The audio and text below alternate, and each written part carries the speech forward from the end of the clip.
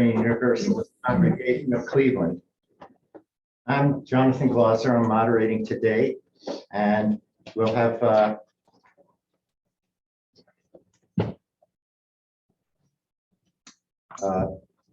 this webinar, by the way, is being recorded by the host or participant. I want to thank Nancy Burkle for making our cookies today. We'll have Q&A at about 9:30. And we'll provide a mic for our in-person audience. It's my pleasure to introduce Dr. Silvers. J.B. Silvers, PhD, is Professor of Healthcare Finance and Professor of Banking and Finance at the Weatherhead School of Management, with a joint appointment in the School of Medicine, all at Case Western Reserve University. Dr. Silvers' research in the areas of financial management and health services has published in the Journal of Finance, the Journal of the American Medical Association, Medical Care, Health Services Research, and many others. He's spoken to our congregation at least 5 times before. I can go on. I will just mention in 2012, he served as interim dean and earlier as senior associate dean of the Weatherhead School of Management for several years. Silvers has contributed commentary to NPR's Marketplace, the New York Times, and other national and local print and broadcast media. Wow. And most importantly, he's a friend. He was a professor of mine more years ago than either of us would like to remember. And I'm not going to tell you how many years ago that is. JB, it's yours. It was a really long time ago. Well, I feel like an honorary UU anyway, so it's nice to be back here. I was asking John, I can't remember, if I wander around, is that going to follow me? I will. I got to stand right here. I will follow. Okay. I I was asking John whether I'd been here since I went to the International Conference of UUs, whatever the title, I can't remember what it's called, in New Orleans a few years ago. I was down there for an academic meeting, and my cousin's daughter-in-law is a minister of UU Church in Burlington, Vermont. She was giving the sermon that, was anybody there, by the way? Might have been somebody here. And she was giving the sermon that day, so I thought I should go support. So I skipped a session and went to the thing. They put me in the front row, along with the rest of the family, which is fine, and it was good. But there was a choir in the thing, and there was somebody videotaping the whole thing, or streaming it actually. So UUs all over the world were watching this, me in the front row, which was bad enough to begin with. And I won't give you my religious background, but anyway. But then partway through, the choir started singing a gospel song, which I thought was interesting. And then everybody started raising their hands, and I thought I was in a Baptist service. It was amazing. UUs are so adaptable. They can go any place, anytime. Just amazing. Anyway, it's good to be back here. I do have a little bit of a throat problem, so I hope if you can't hear me in the back, wave your hands, and I'll try to speak up a little bit more. So the previous times I've been here, we did the Magic Lantern show with slides and all that. When John called me a few weeks ago about this, I thought, I know these people. They like to talk. Okay. They debate anything. So I don't want to do slides. And besides, I'm sick and tired of doing that during COVID. Let's just have a discussion. So I thought, well, I've got 2 pages of notes here I can go through. And then I thought, no, let's don't do that. I'll just give them the bottom line. Give them the conclusions, and then we can talk about whatever you want to talk about. So I want to have a lot of Q&A, and you think about that. So think of follow-up questions you want. I also didn't actually internalize all that. As I think back, John actually told me the title. I didn't think as much about the privatization thing, but that's certainly reasonable, and it's certainly relevant. I don't think you mentioned my bio. I took time out for 2 years and was CEO of Qual Choice Health Plan. So I was one of them for a period of time and turned it around. It was about to close. We did a $10 million turnaround during that time period. My favorite part of it was we were ranked as the best health plan in Cleveland during that period of time. Got J.D. Powers awards, 2 of them over that period of time. I had people that were very positive about the whole experience, except the Medicare, and I particularly liked the Medicare offering we had. But I met every time that the Medicare advisory group showed up because they were just so much fun. They were really interesting, very helpful. But they kept calling it quail choice instead of qual choice. I couldn't get them to stop doing that. It was very sad. Anyway, so I've got firsthand experience with this particular issue, one of these evil people. The other thing is, after I left, it was very hard because of the abuse that the CEOs of insurance companies have to take. That it took me 2 years of therapy to get over my feelings of rejection.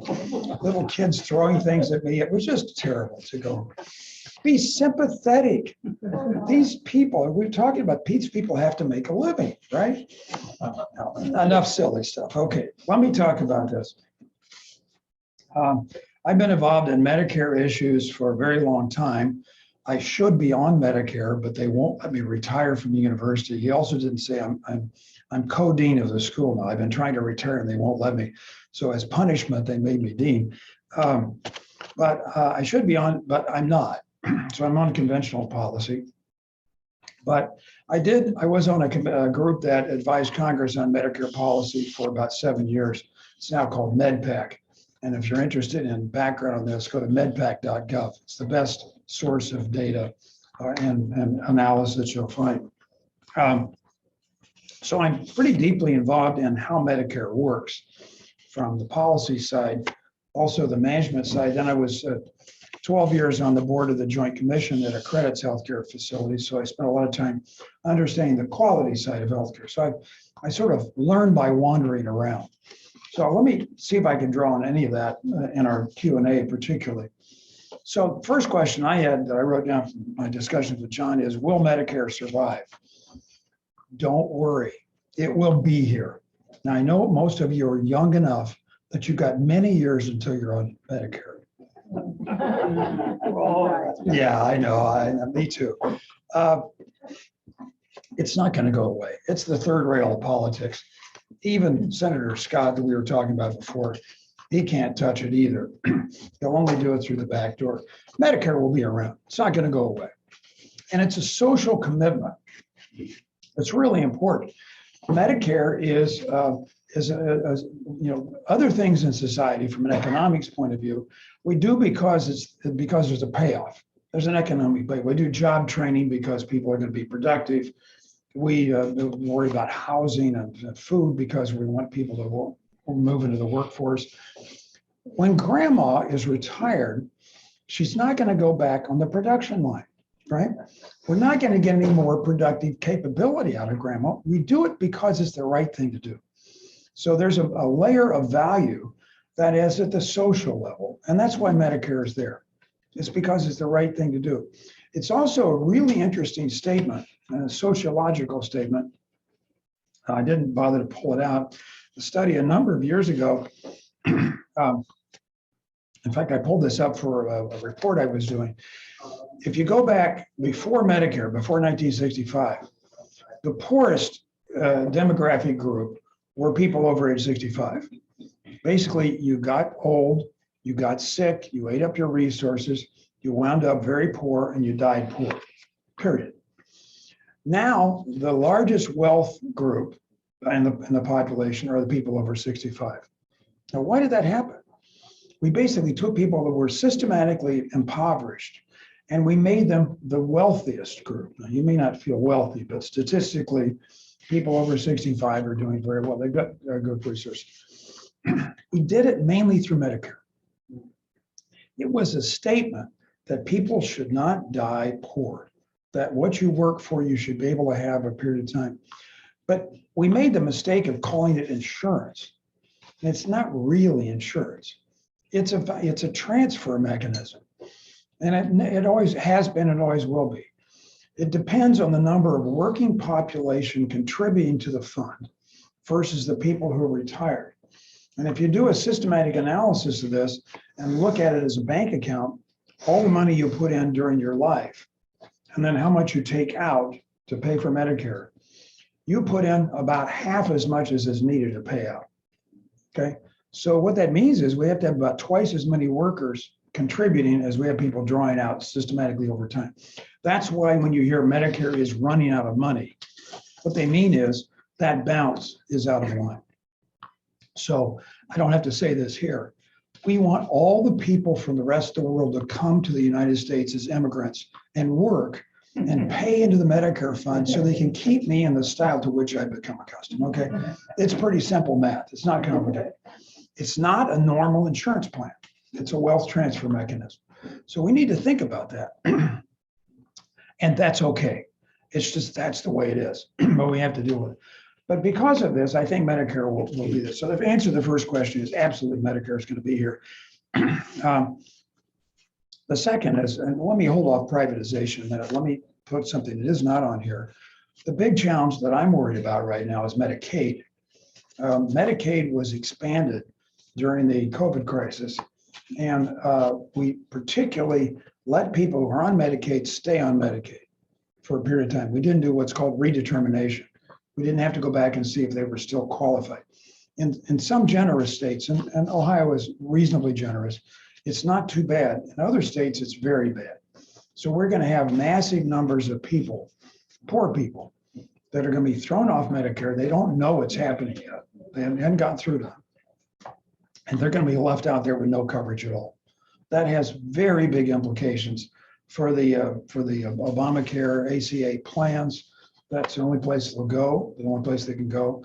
So it's going to have an influence on them. It'll have a lot of influence on safety net hospitals, who will absorb much of this care for free care. Free care is going to go up. We're going to have major dislocations about Medicaid.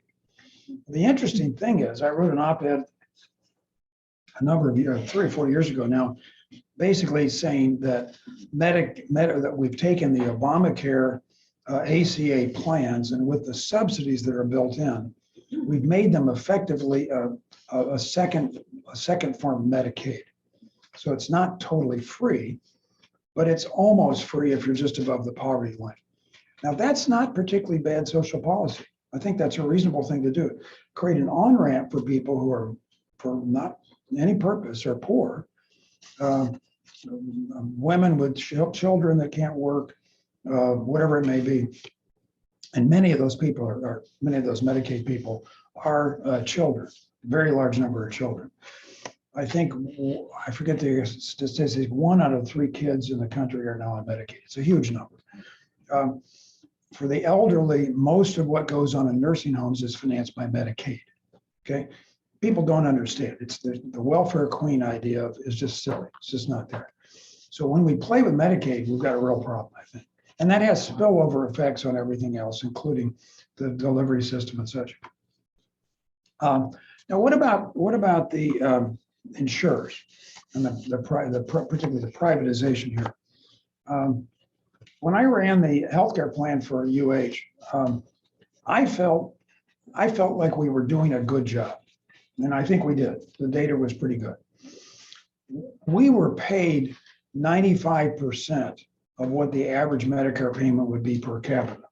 So they basically took what Medicare pays for commercial insurance, added it up, divided by the number of people, and that was how much we got.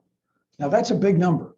Back then, as I recall, it was in the neighborhood of $10,000 to $12,000. It's probably $14,000 per person. So when you see that delightful old couple walking down the street and you're in the insurance business, you don't think of them as grandma and grandpa. You think of them as $24,000 of premium on the hoof, okay? Because that's what you get if you get into enroll. Now, what that means is we didn't get that much. We got the average minus 5%. Because after all, Medicare Advantage plans run by MBAs, to put it bluntly, managers know what they're doing. So the managers are going to be able to drive the cost down and create more services than we have otherwise. So part of that goes to the government through a 5% discount for what it costs them otherwise. Part of it goes to additional services. We get drug coverage, transportation, a bunch of other things that weren't part of Medicare back then. And that was sort of an interesting model. But it turns out that Medicare Advantage plans, privatization, over time, have figured out to play the game really well. And so if you look at the average amount spent on Medicare Advantage plans, privatizations, it's more than the average, not less. And now how'd that happen? Well, we went back and we looked at how people got paid and tried to do some adjustments to that. So this is where the policy world comes into play. And those adjustments largely had to do with the acuity of care. So you look at the current controversy now is you do coding, and you do look at the coding for what the diagnosis is, and a few other things. And relative to the average, if you have a sicker population, they pay you more. Entirely reasonable. But what's happened is they've gotten more aggressive on coding than the rest of the world. And so now the risk adjustments, what that called, is significantly higher than the rest of the population. And they're making lots of money. It's the most profitable product for most of the people that are in the insurance business right now. United Healthcare, Humana, the others, they do very well, thank you. Largely due to these extra policy gimmicks that they've got. Also due to the fact that they do negotiate better rates and that they also try to keep people away from expensive services. It's the latter one that's the particular problem for most of you, because that's the one that most people are upset about. Pre-admission screening, telling you can't have something or other. There are major issues with this. John Mannix, who was the founder of the Blue Cross system across the country, but particularly here in Cleveland, and one of my mentors when I came to town. That tells you how old I am. When I had the founder of the Blue Cross plan as a mentor. I was a pallbearer at his funeral when he was 84. And as I get closer at 84, I think about that fairly often, but that's another thing. John used to have a great sense of humor. He used to say there are two things an insurance company hates to do. One is to take risks. The second is to pay claims. Obviously, he's joking because that's the core of the business. But if you can cherry pick a population and not take extra risk, obviously you're better off. That's not what you're supposed to do. You're supposed to take all comers. The biggest thing for the Affordable Care Act was they took that away. If you're in the pool, you're going to get paid under a standardized process. You can't, as a typical actuary adjustment, you can't do anything about it. Paying claims is another one. And that is a fundamental issue. The number of claims that are rejected is ridiculously high, sometimes for technical reasons, but often for nitty-gritty things that don't make much sense. So what do we do with that? So what's going to happen to privatization? I think we're probably going to stumble along and keep doing little fixes along the way to try to take care of this. Because fundamentally, I know some people I talked to before we started don't think this is true, but Medicare Advantage plans are popular. People like them because they're relatively low cost relative to conventional insurance. And if you put conventional insurance, conventional Medicare together with the wraparound policies, the Medicare Advantage, the Medicare plans, the cost is lower. So for most people, and you can go wherever you want. The changes, though, are going to be important. So that if you choose a lower cost Medicare plan, Medicare Advantage plan, because it's lower cost, it's probably because you don't have a broad network, and because they've limited some of the services you might get. So we got an issue here, a trade-off, and to the extent that the market includes all those, and you have a choice, that may be okay, but for many people, it's not going to be. So we're going to have to go back and figure out how to make conventional Medicare more attractive, because right now, conventional Medicare, for most people, doesn't look as attractive as Medicare Advantage plans. Partly because they're getting overpaid, but partly because they figured out how to do marketing and services. The downside, of course, is the administrative cost is huge. It's much higher for Medicare Advantage plans, and that means there's less money to go into healthcare. So that's a tough one. If you're on the right of the spectrum, you think, well, that's just a cost of hiring managers to do the job for me. If you're on the other side of the spectrum, you say, well, that's a total waste. Why do we have to do that? Let's just go back and have Medicare for all. Which leads me to my last point before I break open and take questions from you. I wrote another op-ed that I think, this might have been one of them made in the New York Times, I can't recall, where I basically said, the way we're going to get to Medicare for all is because of insurance company failure. Now, this is sort of an admission, a mea culpa from somebody who used to be in that business. And what do I mean by that?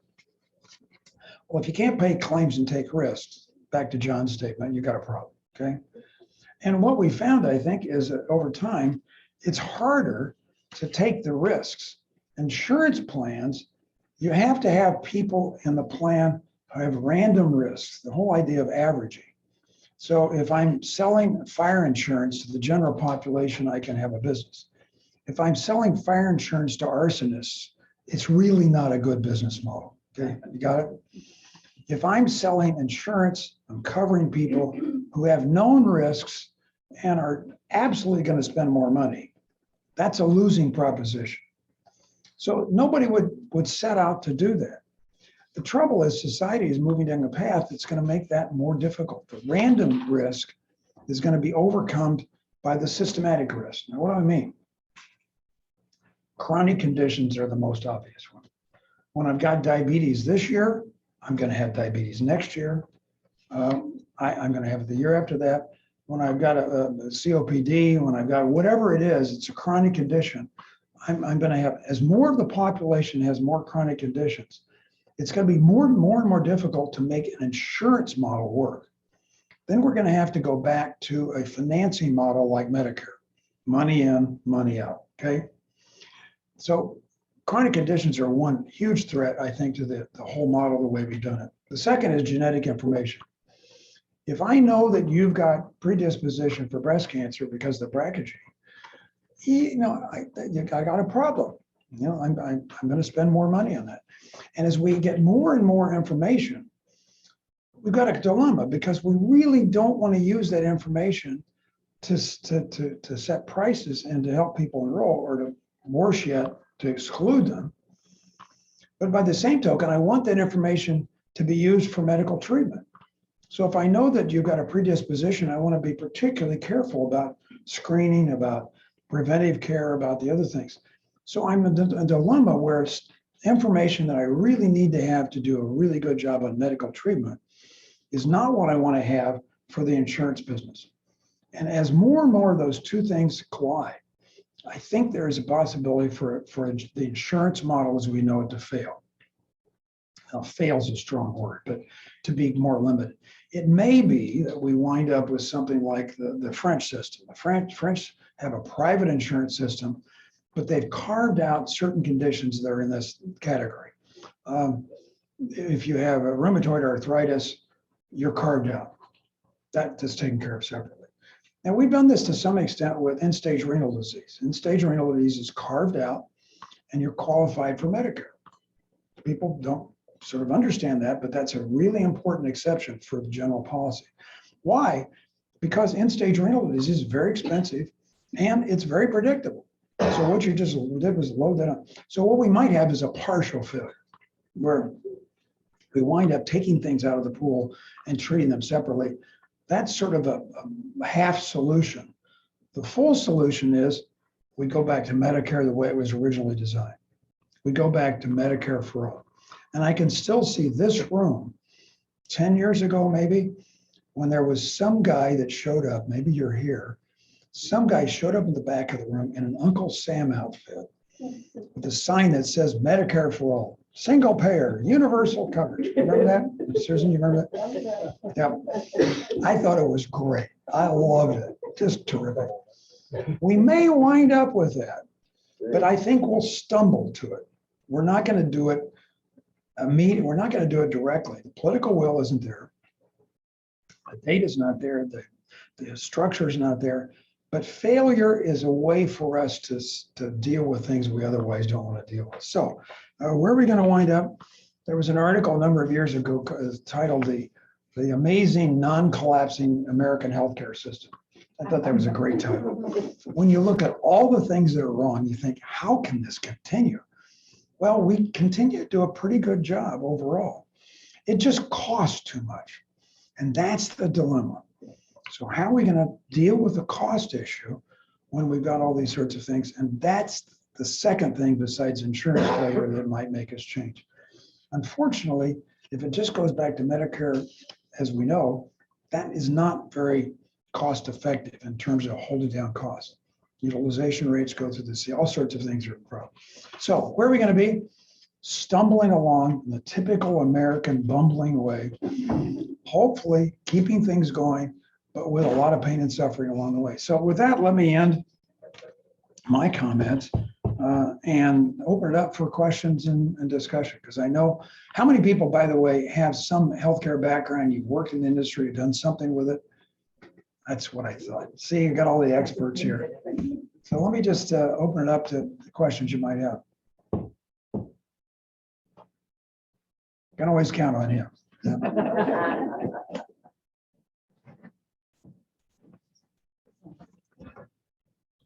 No, thank you very much. The thing that comes to mind for me is the other insurance caregiver we didn't talk about, we briefly touched on, that's the hospitals. And where the backup hospitals are for the holes in the various insurance systems that we have, keeping in mind that still, what is it, 10% of the American population is uninsured, something in the vicinity of 30 million. I'm not sure what the exact number is. UH lost $250 million last year. Cleveland Clinic lost $250 million last year. And as if things stay the same, that doesn't bode well for hospitals, particularly rural hospitals, which, as you know better than I, are closing at a significant rate because they don't have any of that economic backup. They're dealing primarily with the poor. And I look at the admissions I've taken care of at UH, as well as the clinics, and the incidence of Medicaid and uninsured is quite incredible. And again, as you know, hospitals lose money on Medicaid, they just lose less. So I'm not sure that if we continue to bump along as we are, there is going to come a big bump that we aren't going to be able to handle. Your thoughts? No, you're right. Uncompensated, does everybody hear that? Uncompensated care is a huge issue. The Affordable Care Act made a big dent in that. The fact that we took a lot of people that didn't have any insurance and got them onto the exchanges made a big difference. And the Trump years, where we were basically systematically trying to destroy that, damaged it a lot. But it managed to bumble along and actually grow and not do too badly. And in a very funny way, maybe helped us out of the box, because the Trump years, the nominal rates went up, and the subsidies for people buying on the exchanges got to be very large. So a very large number of people that are qualified to buy insurance on the exchange pay nothing, or very low amount. That's because of that discount. If you wanted to build on that model, we could expand the Medicaid, the Affordable Care Act plans. We can take care of a lot of that. But part of that is the Medicaid expansion, and we still have a bunch of states that haven't done Medicaid expansion. So don't run a hospital in Texas. It's a bad deal. You know, Texas, the hospitals have been creamed down there for that reason, for totally political reasons, just leaving money on the table. It's crazy. So are we going to finance things through the back door by, that's what it effectively means by overcharging everybody else to take care of this? This is an interesting question, because this goes back to the cost issue, which is originally what we discussed, and we didn't have in the title here, but it's important. There is debate in the last 5 or 6, 7 years, something like that, in the MedPAC group, which advises Congress, that the problem is not underpayment for federal programs. Basically, to pick up the real numbers, on the average, Medicare pays about 90% of average cost. Medicaid pays about 80%. Uncompensated care, uninsured people pay about 10%. So you got that big gap there. Fully insured people on the employer plans pay, it depends on what number you look at it, 50% more, something like that. So that 50% is what makes the system work. So the argument has always been from the hospital business look, this cross subsidy doesn't really, it's not a good way to run a railroad. You're underpaying as federal government. Some data has shown, and actually Metro Health is one case in point that's interesting, that it's not so much underpayment, it's over expense. Okay, that we've got a lot we're spending in the hospitals in particular, but in healthcare in general, that is excess. It's sometimes thought as prices, the payment rates, physician salaries. Sorry, don't want to get too personal here for anybody, but whatever it may be, that's the problem. And overutilization is the problem. And the evidence for that's sort of interesting. In places where there's not this big 50% overpayment from the private payers, the average cost of service drops significantly down to something like the Medicaid rates.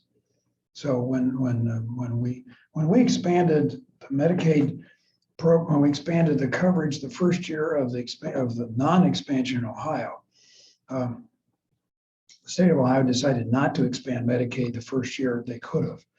And John Corlett, bless his heart, who's the head of the government relations at Metro, later ran the Medicaid program, but he went to the Medicaid program and says, we can take the $30+ million the county gives us, run it through the Medicaid program, get the match, because that's the way it works. The feds give us some money back and insure 30,000 people in Cuyahoga County that otherwise would be uninsured.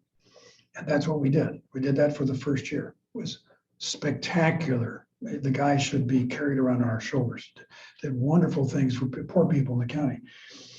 But as a result of that, Metro then got the data back on what the average expenditures were for the people in the Medicaid program.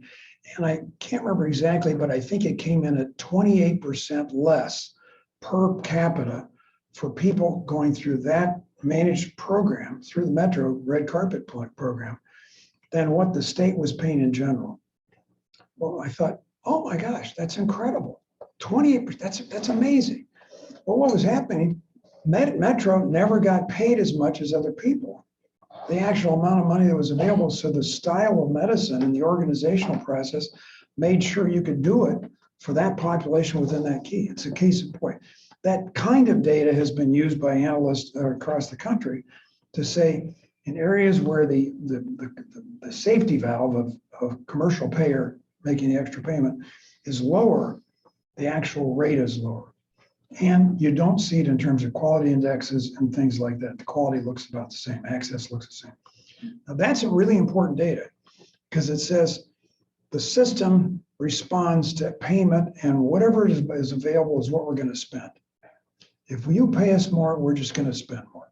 If you pay us less, we're going to figure out to spend less. That is a dangerous piece of policy logic, but it is growing in Washington, D.C. And it's evidence for why I don't have to make large payments and why it's going to persist just the way, unless the private payers start getting smart and lowering their rates, in which case then we can have, then we'll have pressure in the system. So the question is, which side are you on? If you're on the purchaser side, you want to create pressure in the system to help them hold down cost. If you're on the provider side, you want them to pay more so that I can do all the wonderful things I can do for patients. Take your choice. You can have both arguments going at the same time. And that's the problem. If we don't do anything, then we're going to have the same argument you just brought up. We're going to have this cross subsidy issue, uncompensated care.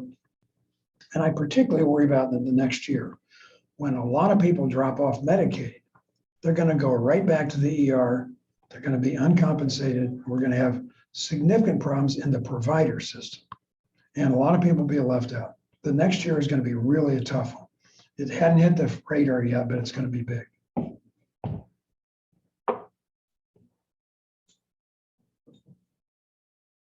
Thank you very much, as always. I just wanted to follow up on your notion that we'll stumble to Medicare for all. That's the American way. So we all lived through COVID. And COVID really made it real clear to us we don't really have a public health system. And there is no political pressure to change that, despite the fact that 1 million people died. So what makes you think that we will stumble our way to Medicare for all? I think that's a superior system, at least in my opinion.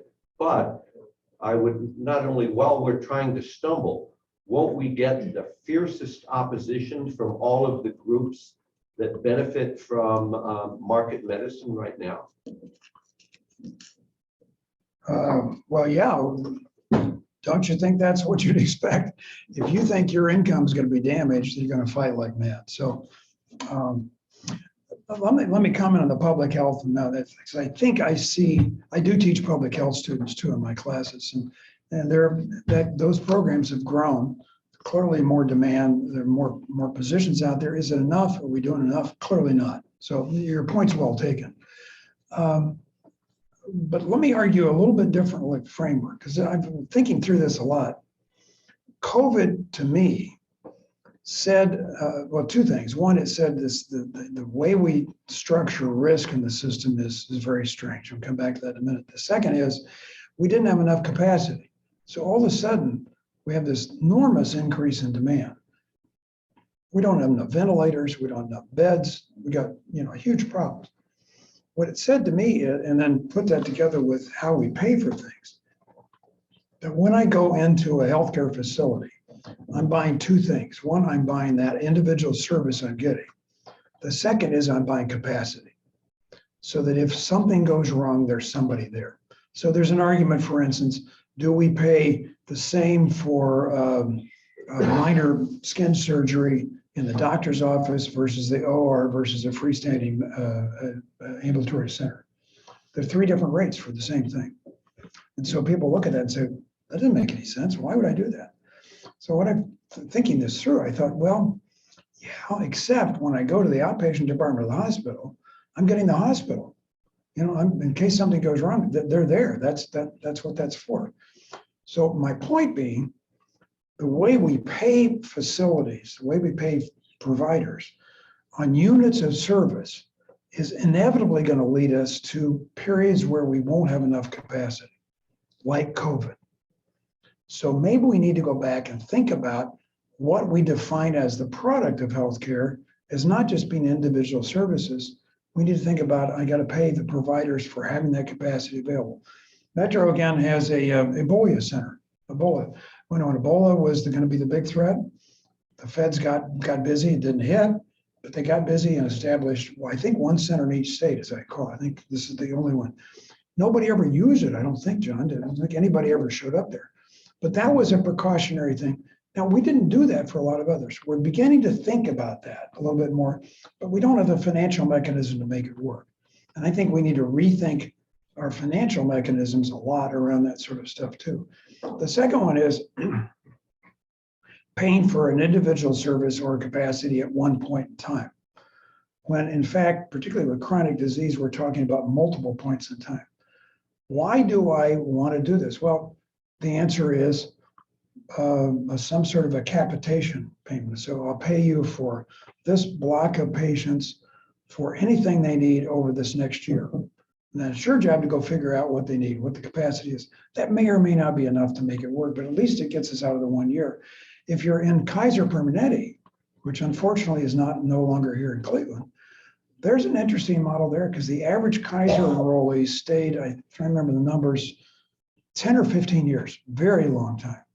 So Kaiser gets to look at conditions over a long sweep of time, and they can do things that other people can't do because the typical churn is of an insurance plan is 2 years. People go from plan to plan much faster than you think.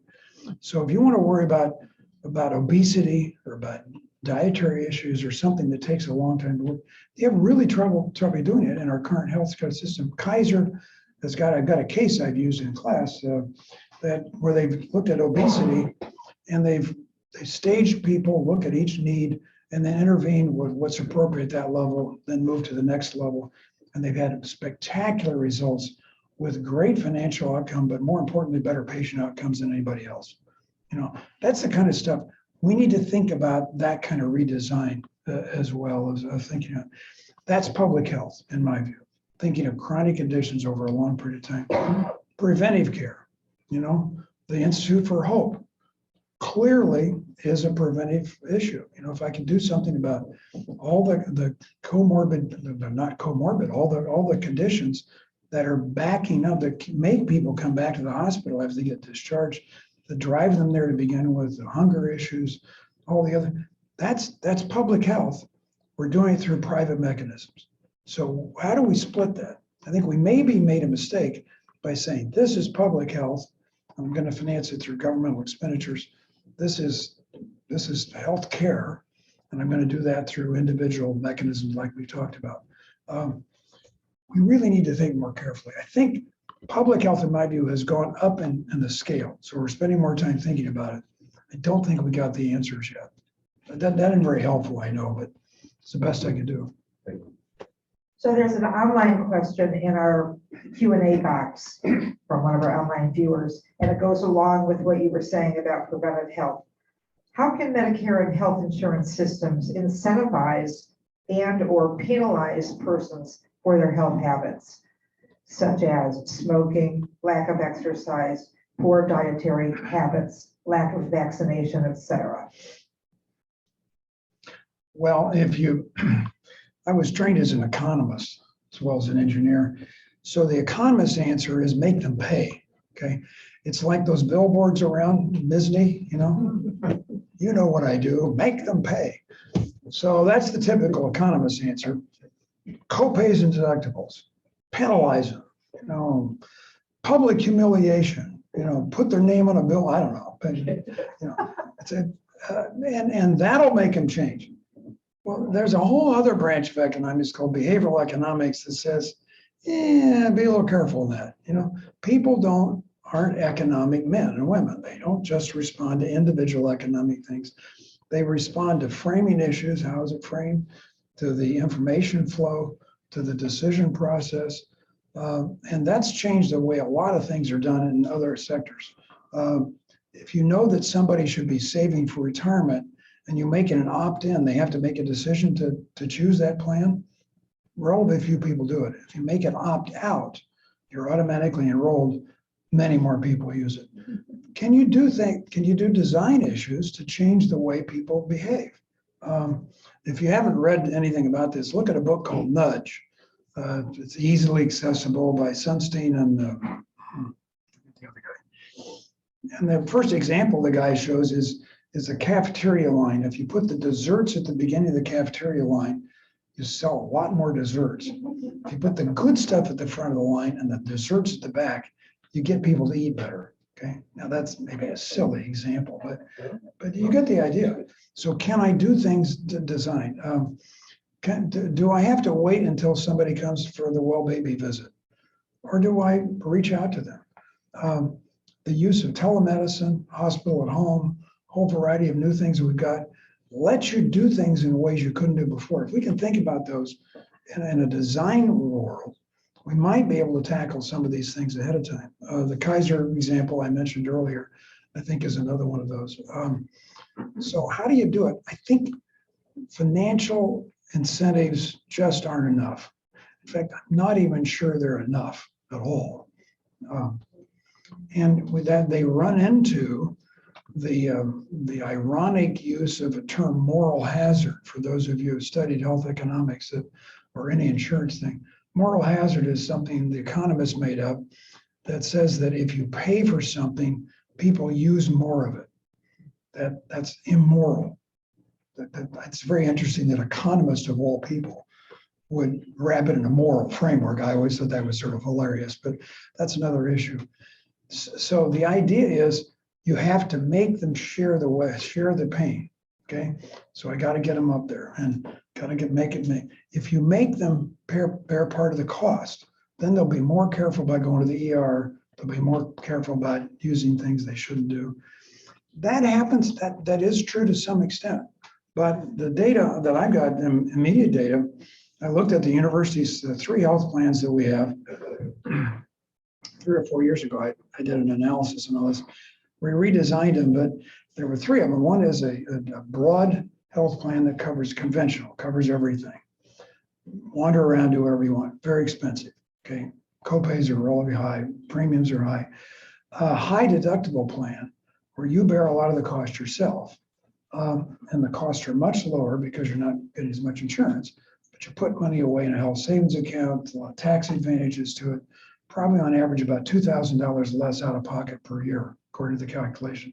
And then CleanCare, which is the residual of what the old Kaiser plan used to be, where you can only go to Metro Health facilities, but there's almost no copay or deductible. I thought, oh my gosh, I didn't know it was that. We're going to have really bad adverse selection, moral hazard. We're going to have a lot of people choosing the CleanCare low-cost plan and then utilizing lots of services. And the other one will be a little bit better because they have to pay a lot of it themselves. And then it was the other way around. You couldn't tell that. People don't respond just to the dollars. They respond to lots of other things, to access, to quality, to image, to whatever else is out there. So there are a lot of other things that are out there. So we can do a lot, I think, to change people's behavior. And we just haven't tried very hard because we've left it to the actuaries at the insurance company. I hope I won't offend anybody this, but when I came back from running Call Choice, I was going to write an article for a journal called Health Affairs. I thought, things I used to know and now I don't. That was a great title. Fuzzy-minded academic goes out to the real world and finds out how it really works. I was going to do 10. I only got it to 3, and I never sent it in. And one of them was, I used to think actuaries knew what they were doing, and now I don't. We set rates on the basis of averages by 40 to 45-year-old in this industry, whatever. And that's the rate. I throw away all the other information I've got about that person and what might go on. So can I do something better than what the insurance companies are able to do? Yes, but probably not through the insurance company. It's got to be through the provider. So now we're experimenting with shared cost contracts and information flows and partnerships with health plans and providers. And there's a lot more promise there, I think, than what we'd have otherwise. I have another online. She's got the microphone, so. I have a couple of online questions. I'll ask one and then let the in-person audience have turns. This is from Brian. Does not the hundreds of billions in savings from Medicare for All allow for higher reimbursement rates to providers in addition to the lower expenses from administrative savings that come from dealing with one payer? That's the key argument. Medicare for All. Himmelstein and Woolhandler are two people. They used to be at Harvard. I think they're someplace else now. They've written a number of articles making that argument very strongly. And so if you want to get into that, the data, that's the place to go. The issue is, if I didn't have, that I still need to pay attention to the data, okay? Because the data is important for quality purposes and for management purposes as well. Like if I have Medicare for All, one reason Medicare for All is lower is that I have a financial and an intermediary in each state who just takes the bills and pays them. They don't do any overview, relatively little overview, I shouldn't say none. Relatively little overview, the utilization rates can be out of line, the patterns can be bad. There are a bunch of things like that. The Affordable Care Act did some things to try to put quality indicators and do some other incentive things, but they haven't gone very far with that. My concern with Medicare for All, conventional wisdom like those guys have argued, is that we're not going to get the overhead rate down to 2, 3, 4%. That's just paying claims. And if we're going to do something more than just pay claims, then we're back to having some form of data. And we've already done that. The feds paid for electronic medical records. We have electronic medical records for everybody. Drives the docs nuts because that's not easy to use because they didn't do good user interface. They haven't done it well. But the argument for those electronic medical records and why the feds put all that billions of dollars up was because you needed to do that for quality purposes. If you want to move from volume to value, that's the phrase that people like to use, then you have to have some basis to know what value is. Just paying the claim is the volume.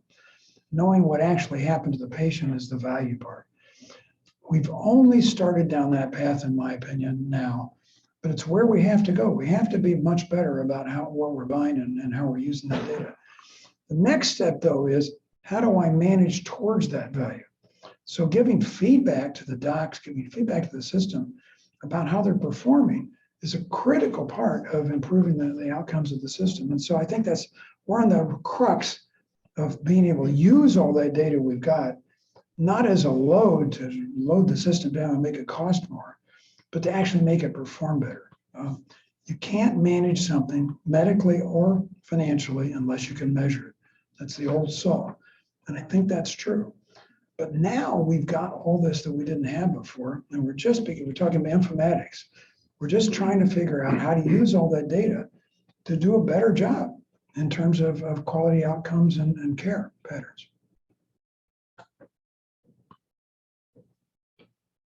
No. Listening to Brian talking about saving money that's being spent on administrative waste. How many insurance companies there are, just listening to the fact that we're consumers, the terminology, we're not patients. We have right now a for-profit system. They have to make money. And it's at the expense of the patient.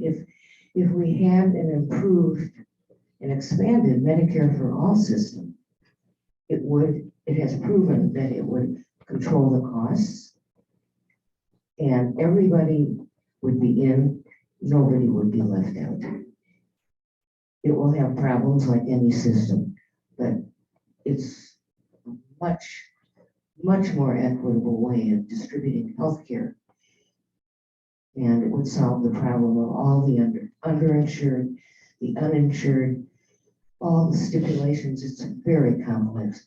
And Medicare for All is much simpler. It's a publicly financed plan. Do you agree? Were you the person that was in the Uncle Sam outfit a few years ago? I might have been, but as it happens, I'm a bit more tempered. But I still believe. It was a tall gentleman, as I recall. I've been working and studying on this for many years, and it's the most sensible.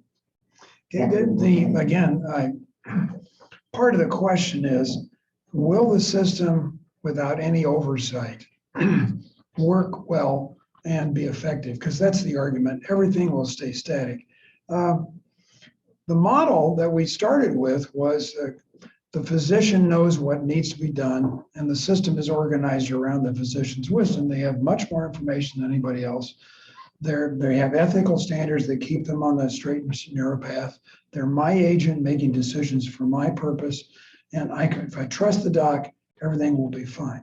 And back in the good old days, I think you can make a pretty good argument that was true.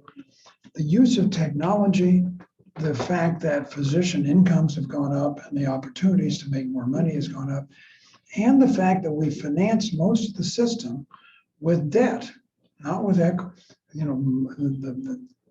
Metro just put $1 billion bond issue out there. It's unfortunate, but they expect you to pay it back. They're very narrow-minded on Wall Street. Why did they just give us money? Well, that means I've got to make that profit margin to pay off the debt. Plus, I got to make a margin above that to keep the debt safe. They forced me to be a profit-making entity, okay? Because I use private capital to finance most of what we do in healthcare. So the financing mechanism, unless we want to have the feds pay for everything that's out there, we have this financial imperative to pay attention and make more, do more, charge more, lower costs, whatever, to get the margin up. So we've got as long as we're in a capitalist economy, it's really hard to have the kind of system we've got that's going to work without a lot of problems. And the solution for that is do lots of regulation, put an umbrella around that private sector. So they have to do the right thing, change the payment process to take away some of the bad incentives and give them more incentives. But even if we went to a Medicare for all, the delivery system still is there.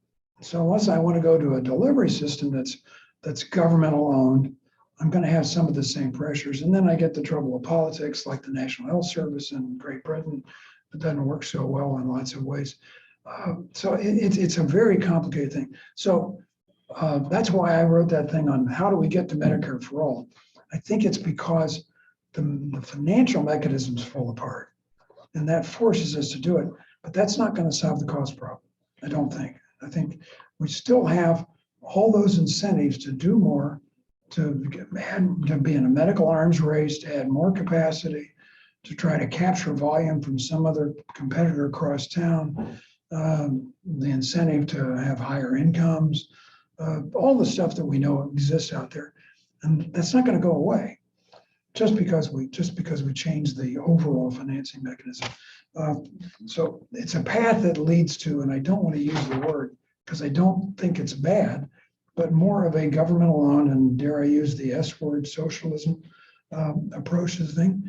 You have to be prepared to go much farther down the path than Medicare for all, I think, in order to make it work. Now, I don't think the privatized, to go back to this, the privatization and using market forces is equally naive.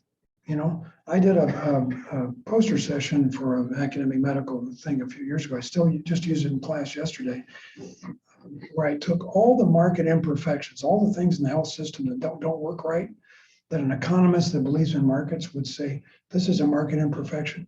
I think I had 27 of them around. Most complicated chart you've ever seen. It's now hanging in the Museum of Modern Art. It's an amazing piece of work. The point being, the private market also won't work without help. So there's no magic solution. We got to pay attention, mainly because the things that are inherent, the fact that I've got agents making decisions for me, the physician, the advanced practice nurse, the technician. I've got people that have information that I don't have. I have to hire them as agents to make decisions in my hand. They're not always going to make the same decisions I want. I've got the imperative of how to pay for the capital cost. I've got the need to compete with somebody across town. I've got all these complicated things. I've got to somehow wrap around that and deal with those issues if I want the private market to work. So the Republicans were completely naive. That's why I did this article. Completely naive, saying get the government out of the market. It just doesn't work. Let the market do it. It'll work be fine. But I think the same argument you have to look at to say get the private market out of here. That's why the government do everything. The government we have to deal with those underlying issues. The fact that we're dealing with a commodity that we just can't purchase, like buying bread in the grocery store. And I can't go to the point. I had a good colleague at Harvard who used to say that he never worried about traveling across the country in a jet, even though the probability of dying is about the same as going under general anesthesia. But whenever his family member is recommended to go under general anesthesia, he was going to be really careful about doing that. He said, why do I feel different when the probability is the same? His conclusion was, the pilot is up there with me. Think about it. So his solution was to go to the north end of Boston, take out a contingent contract in the surgeon's life, only be executed if it didn't work. Ironically, I was flying back from my son has just moved to West Africa with Millennium Challenge Corp. We were on a plane in Kantou, the capital of Benin, ready to take off, and there was an engine problem, and they fiddled around, and finally they were ready to take off. And the pilot came on and says, well, we think we solved the engine problem, so we're going to be taking off in half an hour. Half the plane stood up and said, let me off the plane. And about a third of them actually got off the plane. It was amazing. The guy in front of me was an African-American gentleman from America that I was talking to a little bit. We were talking about, I said, I don't really worry about this because the pilot's up there with me, the same line. And he says, I was thinking the same thing. So how do we align incentives? How do we get people to work together? It's sort of a classic problem. And I think we're out of time, are we?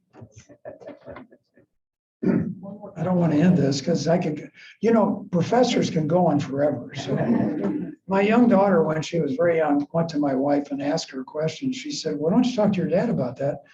And she said, well, I didn't care to know that much about the subject.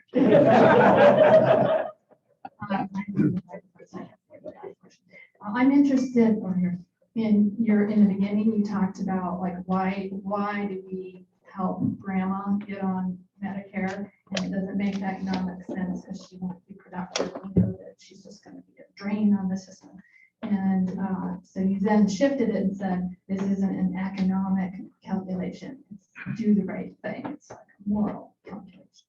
And I thought that was interesting, and I agree in the sense that it's important to do the right thing. But I think it's more complicated in that maybe it is an economic question, because if you extend it from grandma's loss of productivity to, you know, in the genetic world, like why do we have altruism, right? We know that women live longer past the fertile reproductive years because grandma can help raise the children, the grandchildren, right? And then if you look at the role of the loss of productivity of maybe her child in terms of like healthcare, taking care of her children and taking care of grandma, that woman who's middle-aged might be able to return to the workforce and be more productive and contribute to the Good point. So Absolutely. I guess I'm questioning this notion of, oh, we should vote this way or we should support these policies because it's the right moral thing to do. Because the economists come back, or maybe the Republicans or whatever, and say, well, where's the dollars? You know, we don't have the money to pay for it. And I think if we expand that to say, hey, if we look at this in a broader way at more than just one generation and at family units, we can see the economic contribution. We just have to do a more sophisticated calculation. No, I agree. On that point, at my age, I won't tell you how long, but I've been at this school for 43 years now. I've been teaching for over 50. Do the math. I am becoming a grandparent again to two toddlers, 2.5 and 3.5. My stepdaughter has had foster kids for a while. We got certified as foster parents, so we take care of them too. We're gonna adopt these two kids. I'm gonna go over there this afternoon and take care of them tonight and take them to school tomorrow morning. My wife and I had talked about this and said, you know, she's retired, I'm not. Maybe this is what God intended us to do at this stage of life. And maybe this is the most important thing to do. Forget the Weatherhead school, forget changing healthcare, just take care of two little kids that are so wonderful. I gotta do the right thing. I understand what you're saying. That allows my stepdaughter to go to be a nurse this afternoon and tomorrow, but that's not the reason we're gonna do it. You know, the reason we're gonna do it because it's the right thing to do. And I think healthcare has a lot of those in it. The things that are the right thing to do. So I go with that. It's reasonable. But your point's well taken. So I'll get you a job at the Center for Community Affairs. We'll get you working.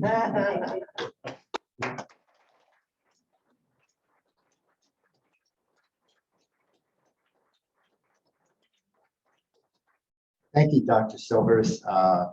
Just as well to cut the audience short, we probably would have kept you here all day. If you'd like to be added to our weekly email notification list, please fill out the form on the clipboard that will be passed around.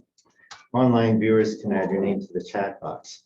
Thanks again, everyone. I'm glad you could join us either virtually or in person. Next week, our forum will be Plastics Are Everywhere, including in us.